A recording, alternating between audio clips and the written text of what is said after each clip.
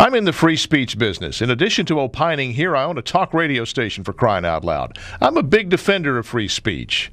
But just because you have the right to say it doesn't mean it's right to say it. So Rush Limbaugh has learned after he made the mistake of calling Sandra Fluck a slut on my radio station. Now, if you somehow missed this story, Sandra Fluck was being trotted out by the Democrats to testify on the idea that contraceptives ought to be provided by health plans at no out-of-pocket expense to the recipient. In support of her position, she cited the fact that contraceptives have cost her over $3,000 over the past 3 years. Rush, being Rush, riffed on the idea that at that level of expense she must be having so much sex as to have partners lined up around the block. And then he let loose the pejoratives.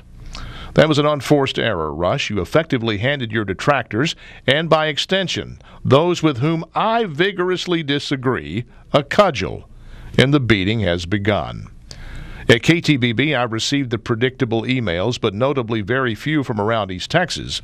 A little delving by my IT guy reveals the majority of the emails we've received expressing righteous indignation are from out-of-state IP addresses.